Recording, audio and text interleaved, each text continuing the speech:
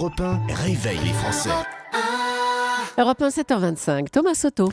La pression est de plus en plus forte sur Jean-Marc Ayrault. Il enregistre dans le dernier sondage BVA son record d'impopularité. Bonjour Caroline Roux. Bonjour Thomas. L'info politique du jour, c'est que François Hollande sait qu'il ne pourra pas reculer. Le changement de gouvernement, c'est maintenant. Oui, ça va changer vite et fort. Voilà la confidence d'un des rares qui a encore un lien de confiance avec François Hollande. Vite et fort. Alors vite, c'est quand ? Alors vite, c'est le début du mois d'avril, car mi-avril, la France doit aller présenter sa trajectoire de redressement budgétaire à Bruxelles. Donc c'est dans quelques jours et fort. Alors fort, car le président sait depuis dimanche qu'il ne pourra pas se contenter d'un replâtrage après une telle déculottée. Il y a un deuxième principe qui est acté, c'est la ligne politique.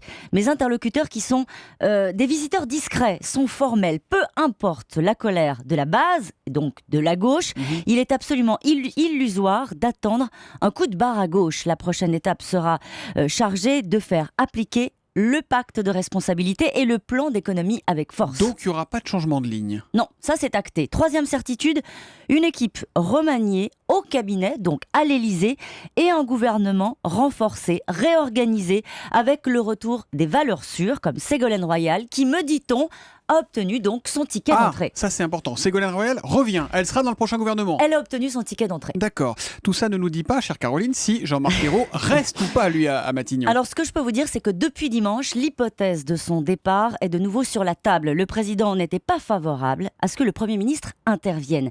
Il s'y est résolu. Le texte a fait quelques allers-retours entre l'Élysée et Matignon, mais a posteriori, Jean-Marc Ayrault n'a pas convaincu l'Élysée. La pression sur le Premier ministre, Thomas, est vraiment maximale. En ce moment, certains ministres convoquent des journalistes pour raconter à quel point Jean-Marc est cramé et explique pourquoi il est urgent d'en finir pour amorcer un nouveau souffle. Hier, un ami de Manuel Valls.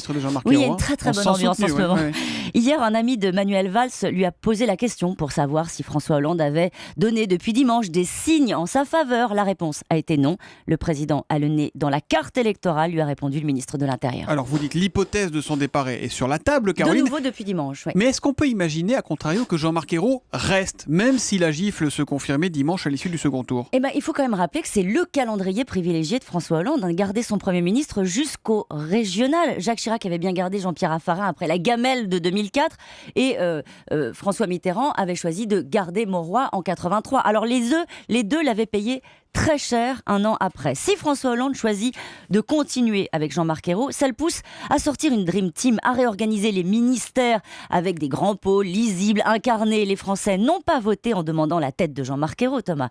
Ils ont voté en réclamant du professionnalisme, des résultats, la baisse des impôts, la baisse du chômage.